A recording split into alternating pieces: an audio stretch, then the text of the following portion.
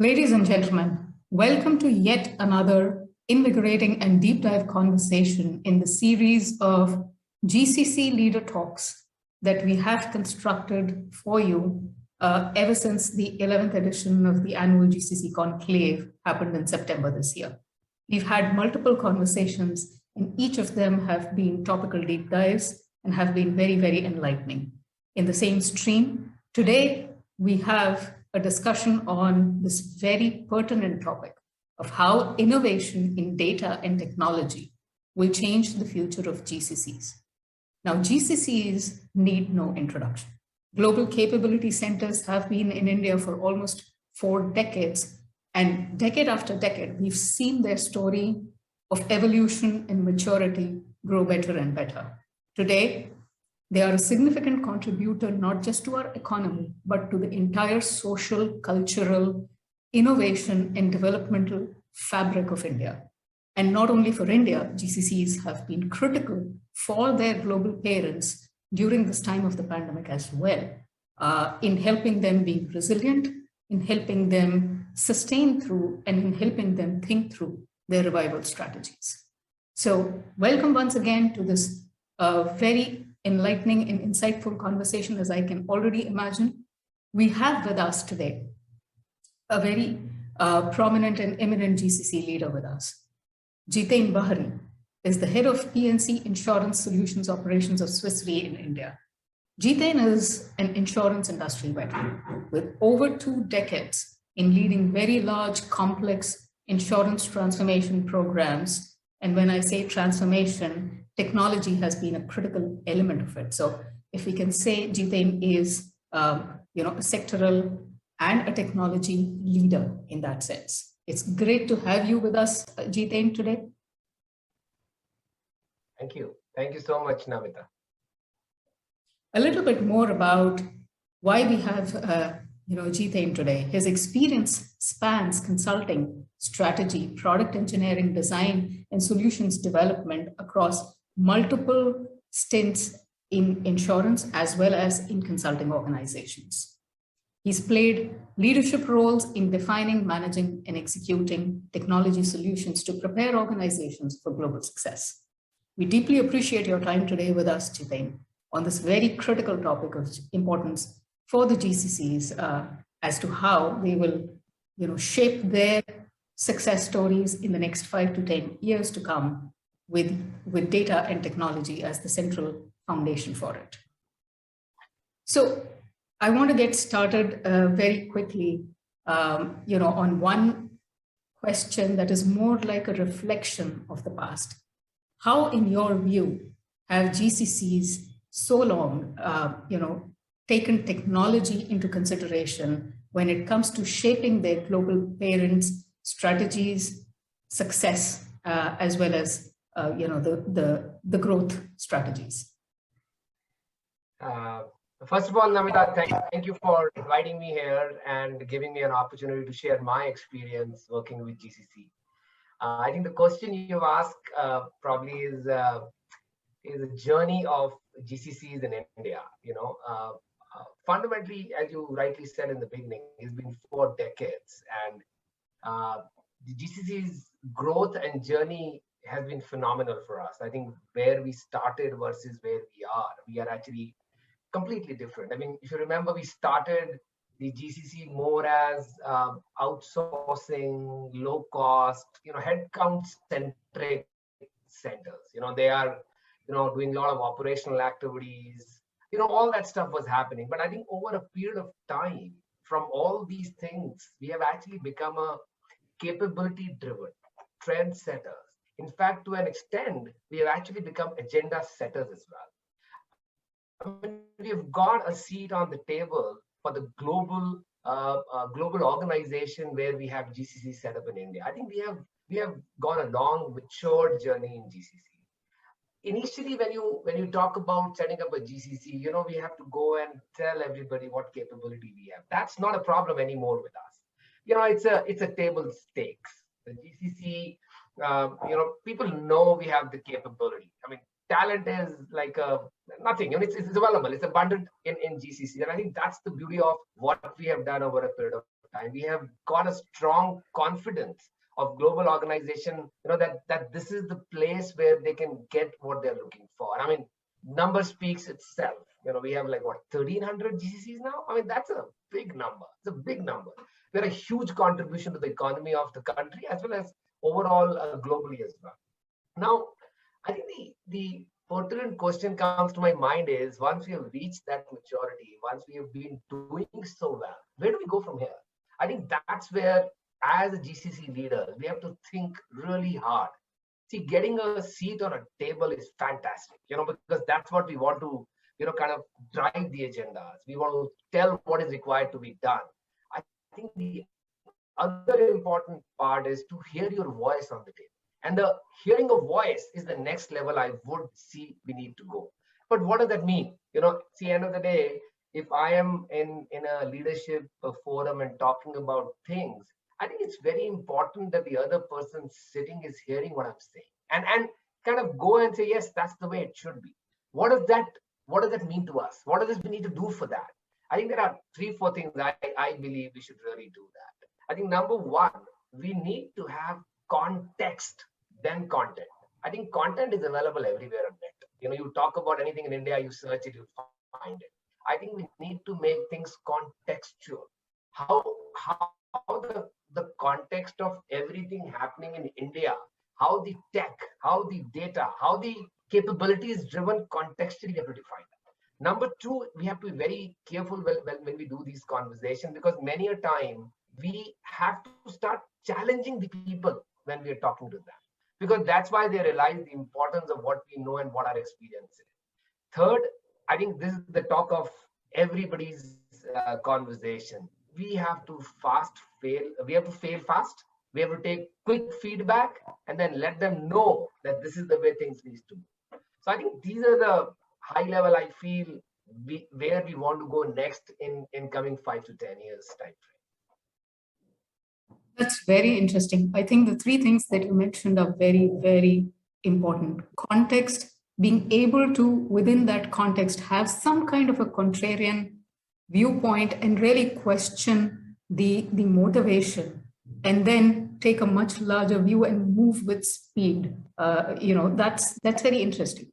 And I think during the pandemic, the speed of digital transformation, or rather the acceleration of this speed, has been the critical clincher.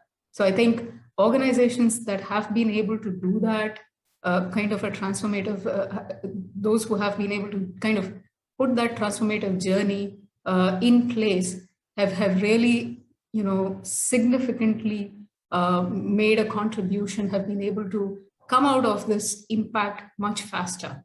I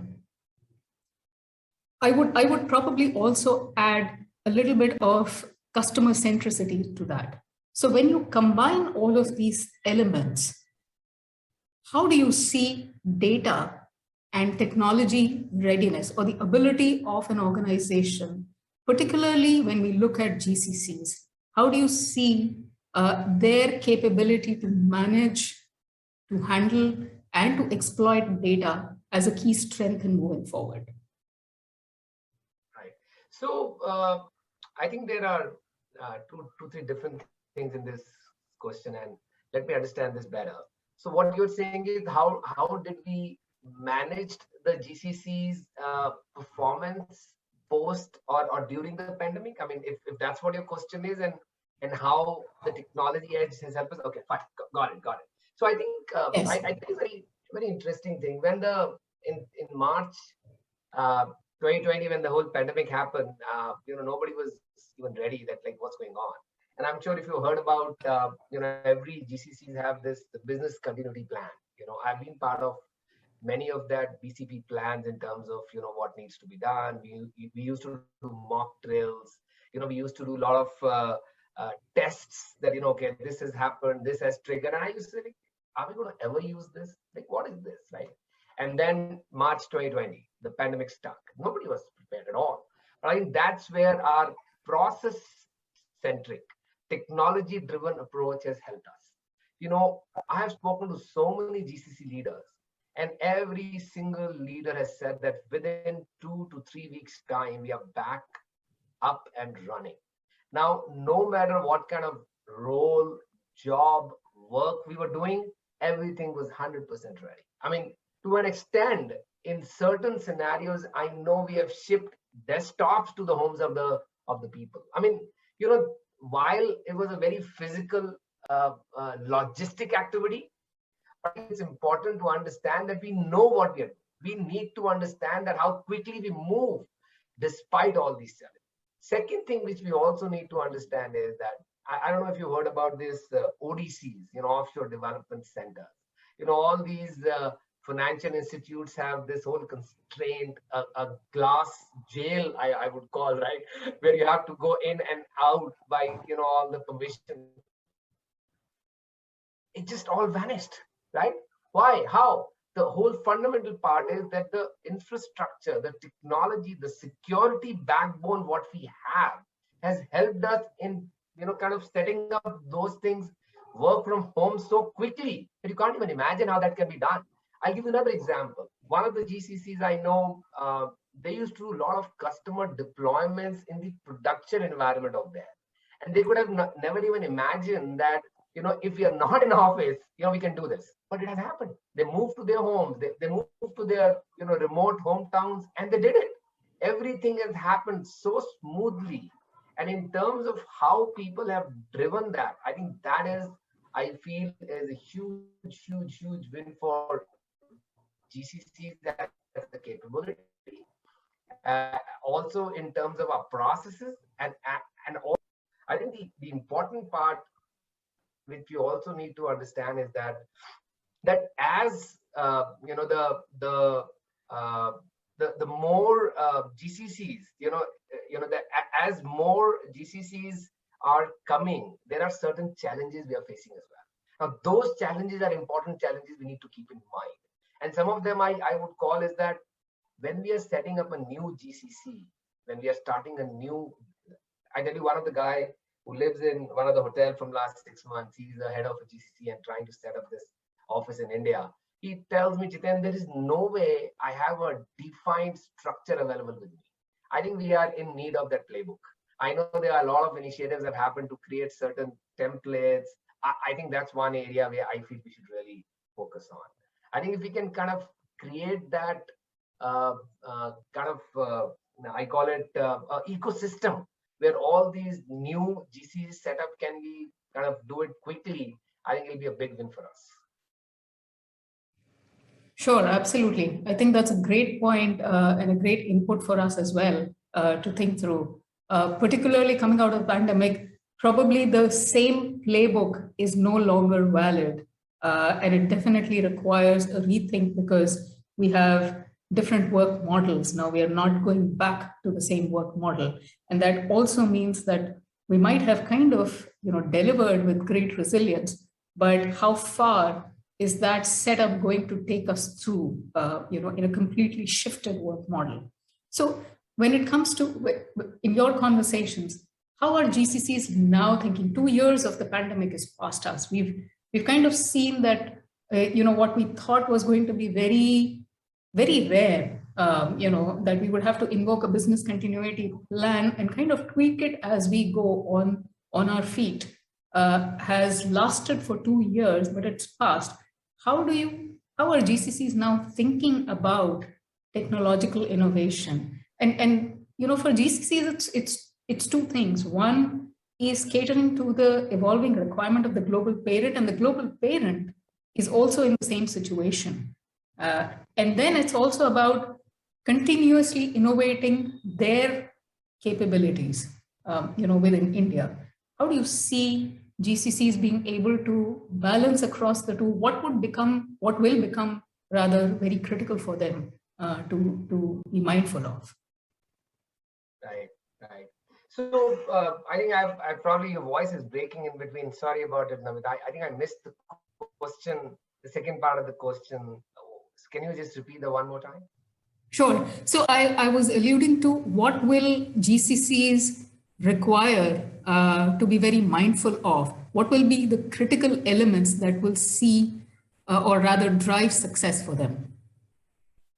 Right. Sure. So I think there are, post-pandemic, now as things are coming back to normal, while we have overcome the challenge of remote working and all of that, I think the biggest challenge GCC which are going to start facing is how we can going to get people return to work, right? Because what has happened is that everybody is obviously in a and I'll give you a very interesting example. Like, for our organization, 60% of our workforce is actually working remotely right now. Just imagine 60% of the workforce. That's a large number we are talking about. Now, many of them are keen to come back, but I think it's not going to be a that simple journey. See, we always say, right, once you start doing something in terms of for a longer period, it becomes a habit. So I think it is very important that we start working and planning towards that. Because at the end of the day, when we are talking about getting a workforce back, it is also important how we can protect them. I think COVID has really taught us one big thing is that well-being, health, life is so important for all of us. So I think we really have to focus hard on being on kind of well-being of all of us. So that's one thing which all of us has to kind of keep in mind. The second thing, and there is a very interesting survey done, Namita, uh, that the decision makers, which are leadership, 80% plus of them believe that we should work from office, like 3 to 4 days plus. 4 days we should be in office. Now, the survey also did for people who are probably not at the leadership, the people who are working on the ground and doing day-to-day activities or the task force, right? Their survey says that they want to work remotely. Like they want to work, like if you look into the number, they want to work not more than a day in office or occasionally, right? So there's a paradox. This is an interesting thing, right? The decision makers want everybody to be in office, but the people who are actually working on the ground, they're happy working at remote. I think we need to really understand that. And see, when organizations start getting into that, we're going to make a policy, we're going to make a guideline. I think we need to be very mindful of this. One right now, it is not going to happen. So we have to create a customized for teams. We have to have a customized solutions for teams. Are we ready for that? I don't think so. I think we have a mindset of creating policy applicable to everybody. I don't think that's going to work. I personally feel it is not going to work. We really need to get the pulse of employees, see the productivity, because we all know productivity was not impacted at all. We have given a great productivity of employees in last 2 years, right? So we really need to do a mind shift here in terms of how we want to build and get back everybody in office, or a hybrid model which is successful for each of these things. So that's my perspective of how the next set of challenge is going to be. Does that answer your question, Namita? It does, and it's a very, very interesting perspective. I think, Jiten, the survey that you mentioned, truly, as you said, it's a paradox. And that paradox not only, affects the organizational fabric, if I may. Hybrid workplace and hybrid work models are not going to be an easy or a quick-cutter solution for organizations. But it probably also has a lot of bearing on how companies deliver, or rather continue to deliver on what they were doing very excellently. As you mentioned, productivity did not take a dip, but continued hybrid models will kind of test waters there. They will also test waters in organizations' plans for innovation, right? And probably somewhere what technologies will enable innovation probably are also technologies that could enable, some thinking or workarounds as to how that work can be redefined around a hybrid work model. So I kind of wanted to get your sense on how are GCCs positioning themselves for, using more cutting edge technologies. For example, you are the BFSI sector. How or what technologies became really important for you? We saw that technology did play a role in continuing to deliver productivity, but we also saw, if I just talk about the whole BFSI sector, or maybe more importantly the insurance sector, we saw a lot of risk events, fraud events come up, and that definitely is a big cause of concern. That can ultimately put a big question mark on this whole paradox of whether you have to be in office, not in office. How do we ensure that at the end of the day, what the employee and the organization collectively want to deliver, which is customer satisfaction and service excellence, is ensured? Yeah, no, absolutely. No, that's a great question, and I think a interesting area we all need to think. So I tell you, see, something very interesting has happened in last few years, and I think both the point I'm going to make is alluding to our skills, our capability, our innovation focus. Right, in last 2, 3, or maybe 5 years, if you see, the kind of innovation happening in this country is unimaginable. It's just unimaginable. I mean, the kind of startups, and Bangalore is probably the hub. I mean, you think about the unicorns we have created. You think about the name of the companies, Cred, IND, Boat, Udan. I mean, where are they coming from? All these things are key ingredients of innovation. It clearly reflects the capability we have in this country. It clearly reflects that, guys, we have everything what we need to do. But fundamentally, if we move from these fintechs or the insurtechs, whatever you want to call them, if you talk about the skills and capability, what we need, I think as tech and data is part and parcel of every single organization must win or strategy, these are the focus skills required in the market. I break down tech into two parts of it. First part is data skills. Now, when we say data skill, it is all about analytics capabilities. It talks about machine learning, computer vision. I mean, think about the kind of innovation happening in computer vision. We are talking about systems. I mean, I was reading an article about Amazon that they are going to have a computer vision algorithm which is going to check the vegetable they are supplying is rotten or not rotten. And I think same thing is applying in our industry as well.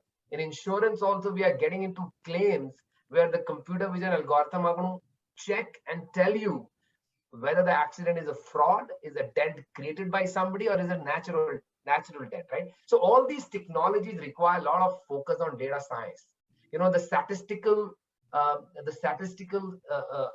capability, which I think if you go back 15 years, nobody even think about statistics, right? Now that has become so critical for us. So I think that's about data skill. The second part of it is called digital skills, I would call. Now, these digital skills have been there in India for a while. In GCCs, we have been doing it for a while. But I think the digital skills have taken some level of transformation. And I tell you how. Number one is we are looking for full stack developers.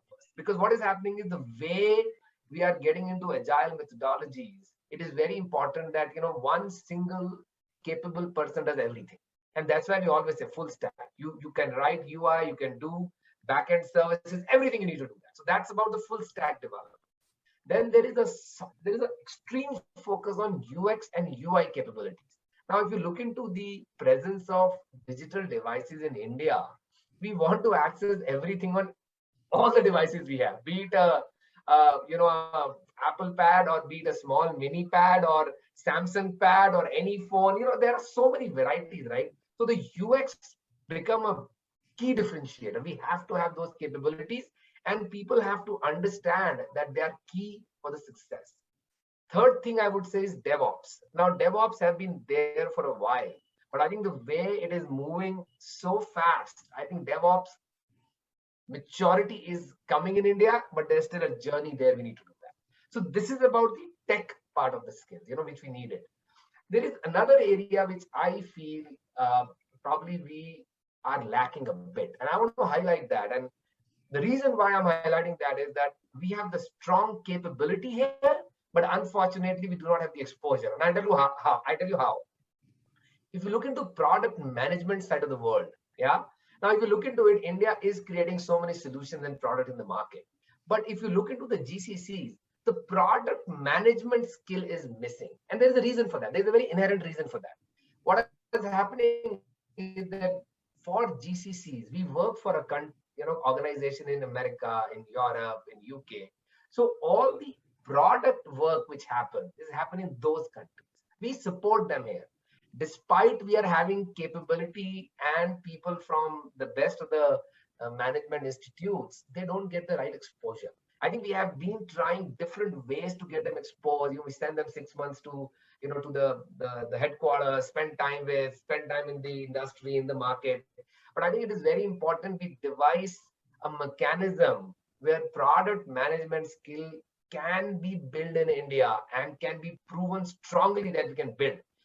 Clearly, with all the insurtechs we have or fintechs we have proven that we have that skills.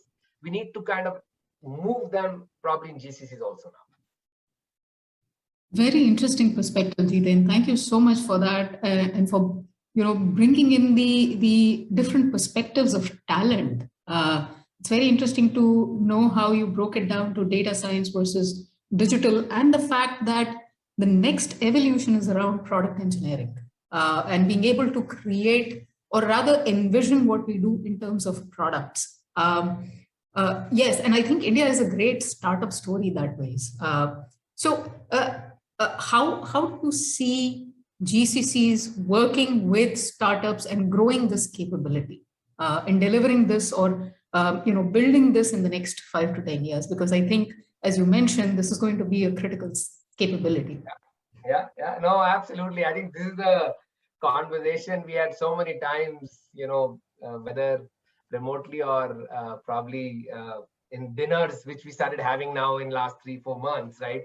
I think there is a complete ecosystem exists of these startups.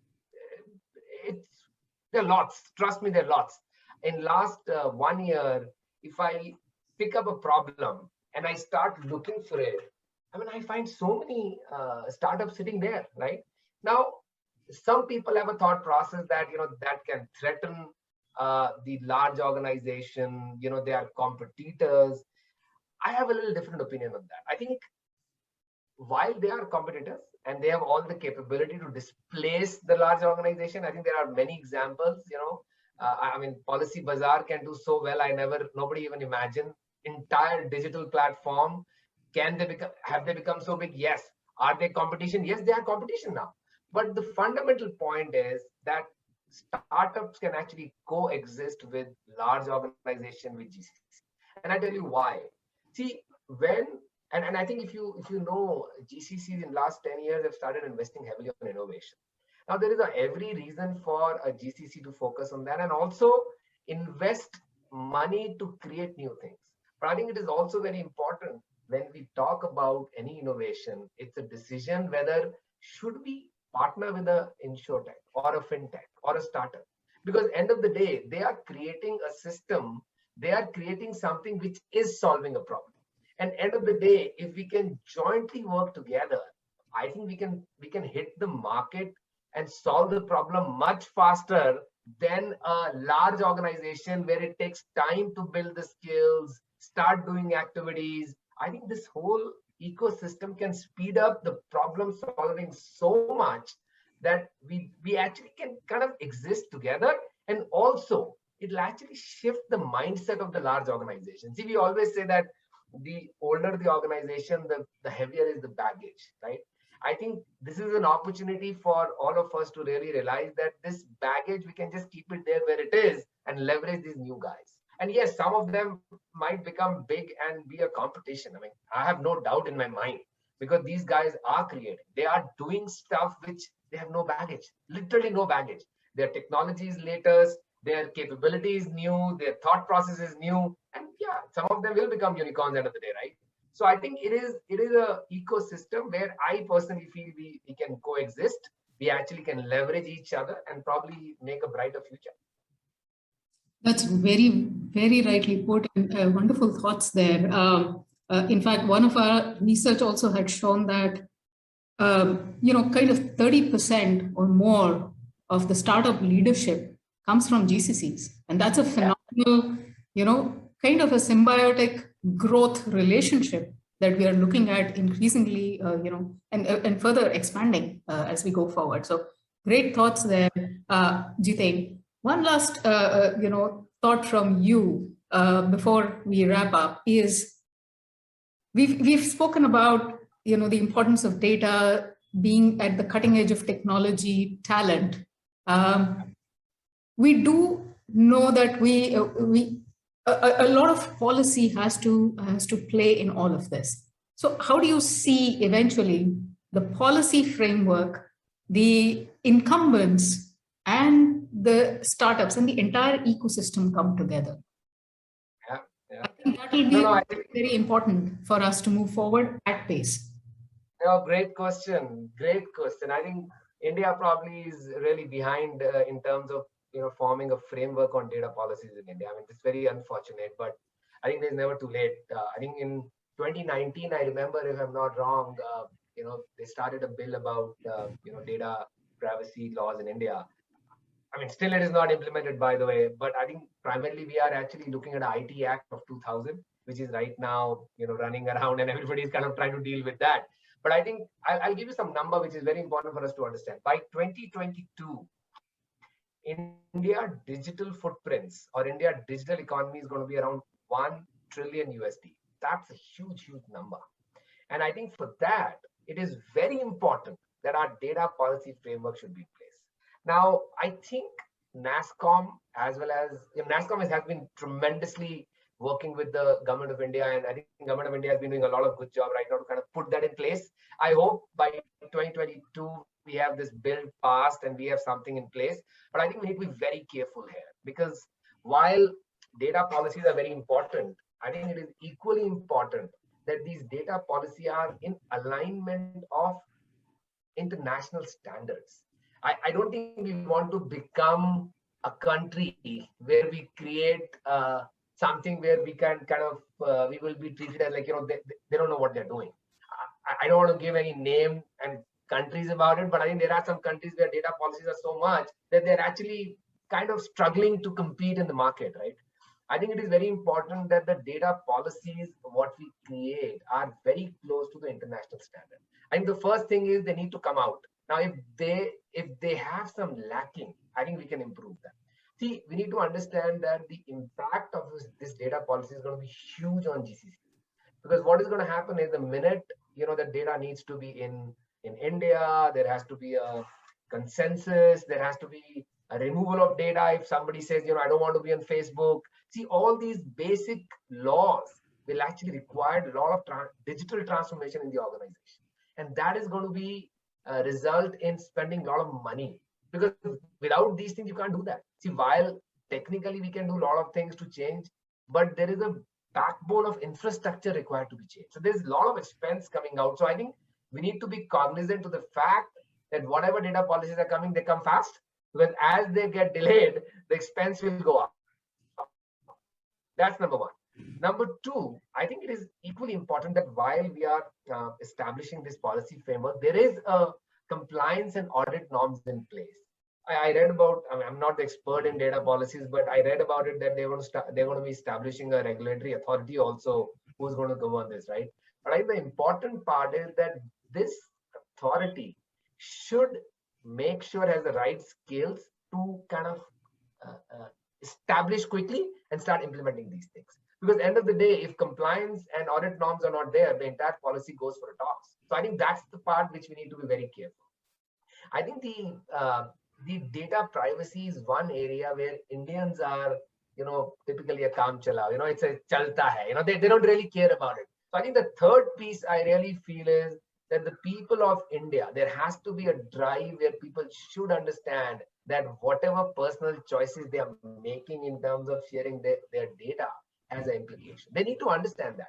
And they also need to understand the right that if I am even consenting my data to be used, it has all the way can be deleted if I want it to be deleted. I think the awareness on these policies, I think there needs to be a drive to be done across the board so that people can really understand why it is important, why it is critical, and why they need to know about it.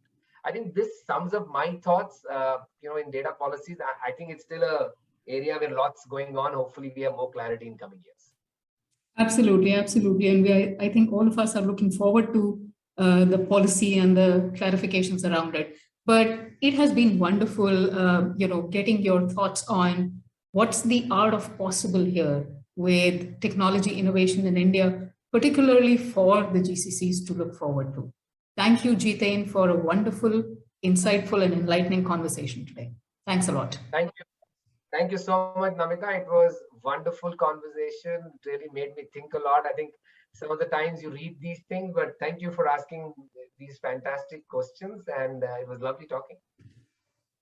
Thank you.